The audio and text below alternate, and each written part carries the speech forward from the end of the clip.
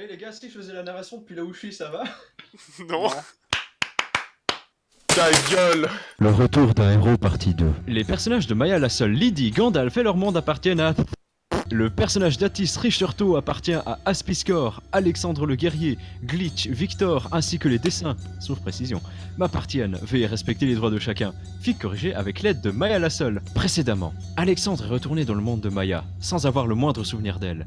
Et il rencontra à nouveau Atis. Les deux hommes, sans surprise, se battèrent entre eux et Alexandre en sortit victorieux. Mais alors que le guerrier allait faire enfermer Atis, la petite Lydie arriva avec l'air paniqué. Sa sœur Maya avait été enlevée. Alexandre fut alors contraint de faire équipe avec Atis pour pouvoir la sauver. Et maintenant, au village. On va où, Lydie? À la rue où Maya a été enlevée, c'est par là. Dit la petite sans lâcher la main de Richter Todd depuis le début du trajet. Bon, Fit Atis qui commença à inspecter les lieux en cherchant principalement au sol. Alexandre, quant à lui, passa ses yeux au gris pour essayer de trouver l'âme de Maya dans le coin. Et si je servais d'appât, je peux me transformer en jeune fille pour me faire enlever? Hein? J'ai 10 ans. Je reste avec toi, Lydie. Ça risque d'être dangereux. T'es sûr? Je peux me défendre et te protéger. Ne vous en faites pas, on sera pas loin. D'accord, alors, juste 2 secondes. Fit Lydie en se concentrant alors pour se transformer lentement, mais sûrement en une jolie jeune fille, assez semblable à sa grande sœur sur les traits et la carrure. C'est bon comme ça? Ah, tu veux me vendre un parfum? Je bande. Je l'ai prévu là. Parfait. Glitch resta frisé un instant, se ressaisit et se changea à son tour en une jolie jeune fille. Tout le monde est prêt? Je suis prête. Et toi, Glitch? Toi, elle a pas changé par elle garde sa boîte de game de 7 ans.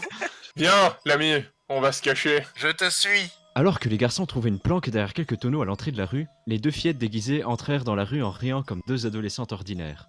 Même si le stress et la peur les incitaient à se tenir la main, elles se posèrent contre un mur et commencèrent à discuter du temps. C'est quoi l'intérêt de se déguiser en jolie jeune fille? Jamais c'est pour être des adolescentes. En gros, elles ont juste, genre, gagné 3 ans dans leur déguisement ou bien? Écoute, Loris, c'est moins illégal. Je suppose que tu me dois des explications. Si seulement c'était aussi simple. Une réponse ne fait que soulever des dizaines de questions. Bah, pose-les tes questions. Alexandre fit un soupir et dit Si ça dépendait que de moi, je t'aurais laissé là où je t'ai mis inconscient. Ça aurait été mal me connaître. Ce que je veux dire, c'est que quelqu'un m'a poussé à t'aider et avant que tu me demandes, non, c'est pas Lydie. Mais encore, tu veux pas être moins précis? Tu m'as fait la réflexion et je me croyais dans un roman tout à l'heure. Oui, hein? Disons que c'est pas qu'une histoire d'y croire. Mais encore? Nous sommes dans une histoire. Pam pam pam. Nous sommes des personnages créés par des gens tout à fait normaux. Oui, Maya est ma sœur et moi je maîtrise la flotte. En admettant que ça soit vrai, je vois pas ce que ça fait là. À ton avis, avec cette info, qui m'a poussé à t'aider? La Lydie qui a fait les yeux de chien battu. Alexandre se fit un facepalm. Ce dont Atis répondit en haussant les épaules. Bon, allons droit au but. La personne qui m'a créé, mon créateur, m'a forcé à t'aider et je tiens à te dire que j'aime pas être contrôlé de la sorte. Donc, arrête de faire l'abruti 5 minutes et écoute quand on te parle, ok? Tu veux pas non plus que j'adhère à une quelconque secte pendant que j'y suis? Ça tombe bien, j'ai ma propre secte. D'ailleurs, j'ai des tracts. Voici. Alexandre semblait au bord de l'explosion, puis se calma et dit tout en se remettant à surveiller Glitch et Lydie. Contente-toi de faire ce qu'il faut si tu veux vraiment sauver ton ami. Fit Atis qui continua de surveiller Glitch et Lydie. Alors que les garçons étaient en train de se disputer dans leur coin, Lydie et Glitch étaient témoins d'un phénomène étrange. Tu es sûr que tu n'as aucune idée de ce que c'est? Demanda Glitch avec une pointe d'inquiétude. Non, je t'assure, je ne suis même pas triste ou quoi que ce soit. Cette dernière paraissait parfaitement normale, à l'exception près que de grosses larmes de la taille d'un poing sortaient de ses yeux et dégoulinaient sur son visage. La taille d'un poing. Le mec c'est une crying emoji, tu sais. Cette dernière paraissait parfaitement normale, à l'exception près que de grosses larmes de la taille d'un poing sortaient de ses yeux et dégoulinaient sur son visage avant de disparaître sans même atteindre son cou, comme si elles repartaient dans son corps. Putain, on dirait genre une description des personnages qui chialent dans les Miyazaki. Tu sais, Je crois que c'est ça. Chihiro. Ah ouais. Oui, putain. Cependant, les deux fillettes n'eurent pas le temps de se demander ce qu'il se passait. Une porte dérobée dans le mur s'ouvrit soudainement et les jeunes filles se retrouvèrent avec un linge bourré de somnifères sur la bouche avant même de pouvoir faire un seul geste. Puis en quelques secondes, elles furent emportées par des hommes en capuche pourpre. Ça marche pas du tout comme ça, hein, le chloroforme. D'expérience, c'est de la couille. Atis dit, Pas un bruit. avant de se lever et se diriger en toute discrétion vers la porte, suivi par Alexandre. Une fois à la porte, le guerrier utilisa sa vision pour voir s'il y avait encore quelqu'un derrière. Mais personne. Apparemment, les individus avaient déjà commencé à descendre un escalier en colimaçon après avoir refermé la porte. Y a personne. Alors c'est bon. Fit Atis en pénétrant le bâtiment et resta collé au mur, attentif au moindre bruit. Alexandre se contenta de descendre en maintenant une bonne distance avec sa vision d'âme. Ils continuèrent de suivre le chemin plus probable que les kidnappeurs aient pu emprunter. Après avoir descendu quelques marches, les deux compères virent bientôt une lueur au bas des escaliers et entendaient des murmures d'incantation. J'imagine qu'on y est. J'espère qu'on fait pas qu'imaginer. En bas, deux moines discutaient entre eux, parmi les murmures d'une dizaine d'autres. C'est bon, les chaînes sont enchantées, elles ne bougeront pas. On a pile le bon nombre de filles. Enfin, prépare l'incantation. Dans moins d'une heure, la ville nous appartiendra ou sera détruite. J'espère que mon idée de mettre la guerrière en donneuse principale sera efficace, vu que l'invocation représentera ses grandes peurs les plus profondes. Pour sûr, elle a l'air d'en avoir vu d'autres. Elle doit pas craindre grand-chose, et la côte cassée d'Albert ne peut que le confirmer. Ah, c'est sûr qu'elle s'est débattue. Bon, tout est prêt. Ah, on conspire trop bien, Antoine. Ouais, non, j'avoue. Ouais. Vous êtes trop en symbiose et tout, là, ça marche super bien. Ok, ça risque d'être problématique. Bah, ça se massacre. Un bon vieux meurtre de masse à l'ancienne. Ah, ça me rappelle les de Nantes. Comme dans le bon vieux temps. Comme mon carloncle. Alexandre soupira et dit Tu tues uniquement ceux que tu combats. Si tu viens tuer quelqu'un que je combats ou que j'ai mis KO, tu deviens ma cible. C'est vraiment le plis d'OKS. C'est ça. Non, non, surtout qu'Alex il veut pas tuer les gens en fait. c'est un vegan du meurtre. Chuchote. Avec Yann du Waouh. Alors que les deux hommes jetaient un œil, ils virent un genre de pentagramme avec 7 jeunes filles accrochées par des chaînes à une colonne de pierre. Les runes sur les chaînes faisaient comprendre qu'elles étaient enchantées, probablement pour garder les jeunes filles dans le coma. Parmi ces filles, il y avait Lydie et Glitch, ainsi que Maya, placée en hauteur par rapport aux autres. Un moine commençait à entailler le poignet de chaque jeune fille pour les faire saigner, sans toutefois que ce soit fatal, et un autre prononçait une incantation qui fit s'illuminer le pentagramme alors que le sang des jeunes filles se versait dans un petit bol à côté d'elles. Ma foi, tout cela est très glamour. Je ne suis pas fan de ce genre de magie. Moi non plus. Et pourtant, j'ai un lien très spécial avec elle. Dit Alex en invoquant sa faux. T'es prêt? Richter Todd sortit alors son sabre maudit et dit Au travail. À ce moment-là, le bruit des armes alerta un des moines. Qui est là? Dit-il en faisant signe à son partenaire de se grouiller, la voix d'Atis retentissant. Celui qui fera chialer ta mère la veuve.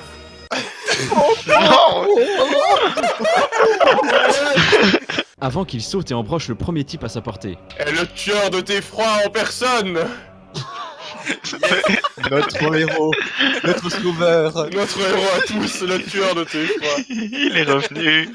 Putain, je déteste le Lipton Ice Tea. Je déteste les Lipton. Lipton a tué une famille.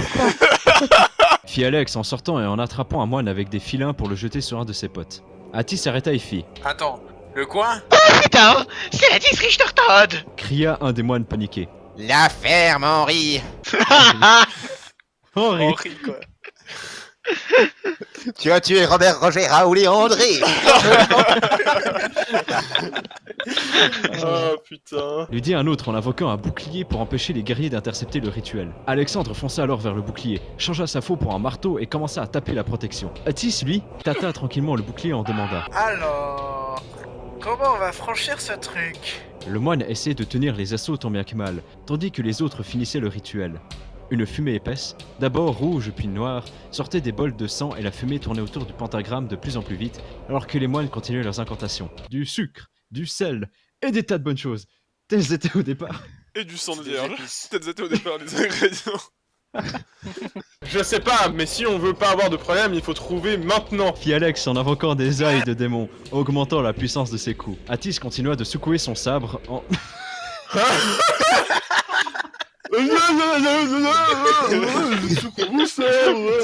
Son sabre cherche un fourreau, voilà, qu'est-ce que tu veux que je... Sabre cherche fourreau, 23 ans.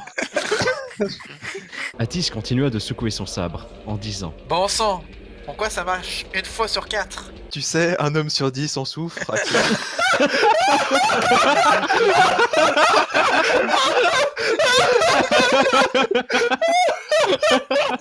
une faible aura violette à peine visible apparut, puis disparut. Bon sang. Étrangement, cela désactiva les pouvoirs d'Alex qui fit. Eh zut! Un des moines, voyant Atis secouer son sabre et son allié perdre ses pouvoirs d'un coup, dit Il fout quoi là? T'occupe, Henri. On a presque fini le rituel. Au même moment, la fumée commença à former un épais nuage noir qui semblait même aspirer un peu de la lumière autour. Eh zut! Eh zut! Eh zut! Eh zut! Eh zut! Fit Alex en mitraillant le bouclier de coups de poing. Putain, ce Christian Server quand même. Christian Server, no swearing God. Putain de sabre de... Fit Atis en tenta de planter le bouclier. Finalement, le bouclier disparut, mais simplement parce que le moine l'avait lâché pour courir avec les autres jusqu'à une porte dérobée. Au même moment, un cri assourdissant sortit du nuage. Un cri qui semblait fait de milliers de voix, comme si tous les êtres vivants du monde se moquaient tous en même temps, dans une cacophonie indescriptible et effrayante. Eh zut! Fit Alex, avant d'essayer de casser les chaînes qui retenaient les filles en otage. Atis chauffa en tentant également de les libérer. Comment ça, chauffa? Il a fini de secouer son sabre là. Avec le sabre d'Atis et la vitesse d'Alex, les deux garçons purent libérer les jeunes filles et les mettre dans un coin plus sûr. Au même moment, une main pourvue de longs doigts désarticulés sortit de la fumée, puis une autre, puis deux autres encore. Et alors que la fumée se dissipait, des yeux rouges brillaient au travers, des dizaines d'yeux, et un grognement, qui faisait plus penser à des ricanements, des gloussements étouffés, se faisaient entendre. Bon, je crois qu'il est temps d'y aller sérieusement. Sacré bébête. Putain mais ta gueule Atis. Merci Atis. La fumée se dissipa entièrement, révélant un monstre absolument horrible. Sa peau était noire avec une texture semblable à la peau d'un crapaud. Disgusting black creatures, get out of my... Sa tête semblait composée de plusieurs têtes plus ou moins difformes. Chaque œil était rouge et luisant, mais la créature n'avait qu'une seule bouche. Une bouche énorme, arborant un grand sourire à glacer le sang. Ses pattes étaient en réalité une dizaine de mains, plus ou moins grandes, et tous les yeux de cette créature étaient tournés vers Atis et Alex avec un regard malsain. Alexandre fixa la créature avec aucune peur. On pourrait presque dire que pour lui, ça allait être fun. Moi qui me trouvais pas très attirant. Bon, il a pas l'air rapide et fut. Moi j'y vais. C'est alors que, de manière totalement imprévisible, une des mains de la bête saisit Atis et le souleva en l'air. En se faisant saisir, un profond sentiment de malaise envahit Atis, comme si des tas de mains, sous la peau de la bête, s'amusaient à le toucher, le pincer ou lui tirer ses vêtements. Bon sang! Au bout d'un moment, il fait exprès là. Au bout d'un moment, je suis désolé là. Non, mais C'est pas juste nous qui avons un esprit tordu. Allez Atis, ton meilleur bœuf. Pense à tous les hentai que t'as vu. Pense à un tentacule qui te masse la prostate.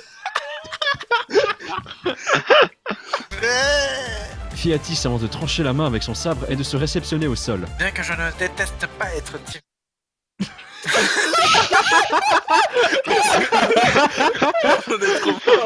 J'en ai trop marre de ces filles.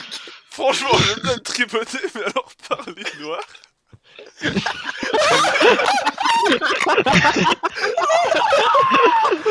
Oh putain, non! Bien que je ne déteste pas être tripoté, c'était pas très ragoûtant. Alex se mit alors à courir sur la créature, jusqu'à ses yeux, où il se mit à littéralement marcher dessus. La bête poussa un nouveau cri à glacer le sang, en essayant d'attraper Alex. Mais le guerrier fit même exprès de ralentir pour pouvoir sauter sur la main au dernier moment et la trancher avec sa faux. Alors que la main tranchée tomba au sol en faisant de derniers soubresauts, la créature en profita pour donner un coup à Alex, le propulsant contre un mur. De nulle part, Atis décida de sauter droit dans la bouche. La créature referma alors ses mâchoires sur Atis et son sourire s'élargit davantage. Mais Atis sortit par derrière en coupant la bête en deux, en forçant son sabre en haut et le descendant à la verticale. La bête poussa un cri hideux, mais resta debout malgré tout, tentant d'attraper Atis avec ses pattes arrière. C'est alors qu'Alexandre se propulsa du mur pour donner un puissant coup de poing au milieu des visages de la créature et retomba derrière elle, à côté d'Atis qui plantait les bras qui tentaient de l'attraper. La créature hurla à nouveau, se tourna vers les deux hommes et s'élança dans une dernière attaque et en poussant un cri assourdissant. C'est alors que le guerrier invoqua son marteau et chargea la foudre. Atis de son côté vit la lame de son sabre s'enflammer. Les deux chargèrent ensemble contre la créature, prêts à porter le coup de grâce. L'attaque mêlant flamme et la foudre produit un impact d'une puissance inégalée, une grande lumière envahit la pièce et la bête fut réduite à néant, n'étant plus qu'un tas carbonisé au sol. Bon bah ça, c'est fait. Dit Alex qui ne semblait même pas essoufflé. Tu crois que c'est encore comestible ce machin? Demanda Atis, intrigué. Mec, t'es dégueu. Tout ça mange. Même de la lave. Ça chauffe la viande. C'est alors qu'un bruit coupa la discussion des deux hommes. Maya s'approcha, applaudissant les deux hommes. Bah les mecs, ça c'était bluffant. Merci, merci. Nous serons présents le mois prochain dans toutes les grandes villes de pour notre grande représentation du bouton de cul de C'est ma blague. Oh, le gros pauvre. Merci, merci. Nous serons présents le mois prochain dans toutes les grandes villes pour notre grande représentation du bottage de cul démoniaque. Ce machin n'avait aucune chance de survie. Très drôle. Bon allez, Lydie et Glitch sont allés sortir les autres filles. On devrait les rejoindre. Ok. Sur le chemin, Alexandre resta en arrière et en profita pour utiliser sa vision d'âme. Il n'aimait pas ce qu'il vit, mais il garda le silence. Une pensée lui vint cependant en tête, une impression de déjà-vu. Tu penses qu'elles vont hurler comment? T'inquiète, elles seront déjà rentrées chez elles. Lydie t'accompagnera hors de la ville et moi, je vais chercher la prime. En effet, en sortant, les deux hommes virent un tas d'hommes ligotés, les moines de tout à l'heure. Maya se tourna vers Alexandre et demanda. Au fait, c'est toi Alex, c'est ça? Yep. Et toi, j'imagine que tu es Maya? Yep. Glitch et son paternel m'ont parlé de toi. Disons juste que Victor est une connaissance. Dit Maya avec un ton très froid sur le dernier mot. Je vois ce que tu veux dire. Mais bon, Lydie et Glitch sont très amis, alors faut bien supporter ce binoclard. Au même moment, Lydie arriva en courant, revenue à sa forme initiale. Les gardes arrivent réceptionner les moines. Atis, tu dois pas rester là. Dit-elle en prenant Atis par la main pour le tirer dans une autre ruelle sans lui laisser le temps de dire un mot pendant que Glitch retenait les gardes un peu plus loin. Alors qu'ils étaient presque en dehors du village, Atis s'arrêta net. Qu'est-ce que tu fais? On pourrait tomber sur un garde. Atis se dirigea alors en silence vers son masque et son sabre posés contre un mur. Il vit aussi un petit morceau de papier avec une signature dessus. Elle est au nom de Victor. De l'autre côté du groupe, Alexandre, lui, était resté avec Maya pour récupérer sa sœur dès que possible. Phew, cette affaire a eu des imprévus, mais au final, tout est bien qui finit bien. Dit Maya en massant son poignet bandé. Puis-je te poser une question? Demanda Alex en perdant son sourire. Ouais. Est-ce qu'on se serait pas déjà rencontrés? Ça me dit rien, peut-être. Et toi? C'est quoi cette question? What? On s'est pas rencontrés et toi? Je pense que je dois me tromper. Maya haussa les épaules, puis demanda. Ça te dit de venir à la taverne? C'est moi qui invite. Non, merci, je veux juste récupérer Glitch. Peut-être la laisser dire au revoir à Lydie et après m'en aller de ce monde. Dit Alex sur un ton assez froid. Ça serait bien de se faire une petite mission ensemble.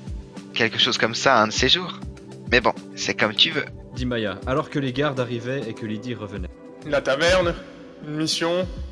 Même quand je me suis montré froid, elle m'a quand même dit qu'elle voulait qu'on fasse des trucs ensemble. La taverne, une mission. Pourquoi ça me semble tellement familier? Glitch rejoignit alors son frère qui lui demanda. Ça va? Rien de cassé? Oh mais merde, c'est vrai. Tu en doutais? Je dois avouer que te voir dans un rituel satanique m'a fait douter, oui. Mais tout va bien au final. Hein. Tu vas dire au revoir à Lydie?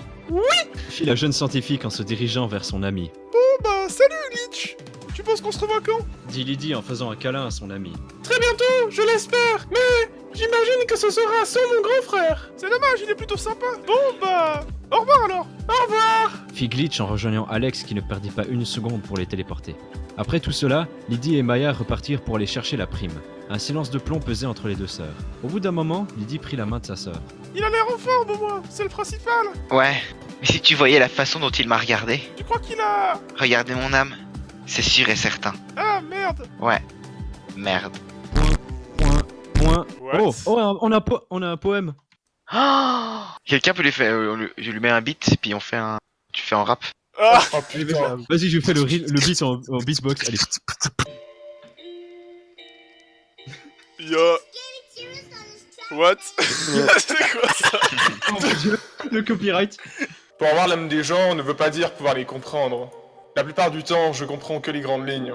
Mais les comprendre à 100% est impossible. Personne ne peut comprendre parfaitement ce qu'une autre a vécu. Chaque pensée qu'elle a eue en ces instants. Pour espérer comprendre les gens comme ils se comprennent eux, il faudrait comprendre pas seulement leur âme, mais aussi leur esprit. J'ai peur qu'ils l'aient déjà compris. L'invocation représentera ces grandes peurs les plus profondes. Plusieurs têtes, plusieurs mains, et des yeux tous tournés vers leurs victimes. Au final, une seule bouche car toutes les têtes produisent les mêmes sons.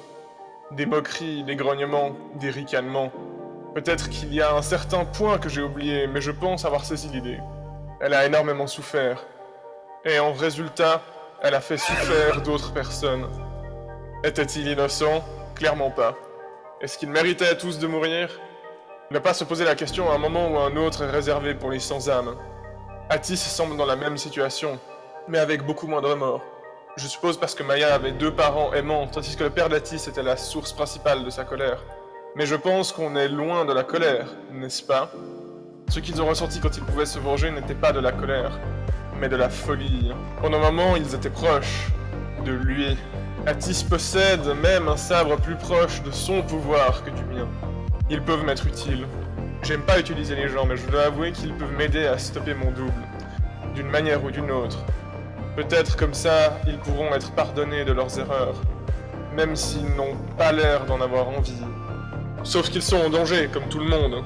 Si ils comprennent ce qui est en jeu, ils n'auront aucun autre choix que de m'aider. Peut-être que je vais jouer à ce jeu de faire des missions ensemble. Oh, ça réussit. Oh, Millions réunis. Mais en aucun cas, je dois devenir ami avec eux. Et, étrangement, surtout pas avec elle. because she's a thought. Exactement. Par contre, on fait un jeu à boire. À chaque fois qu'il y a 3 points de suspension, on prend un shot.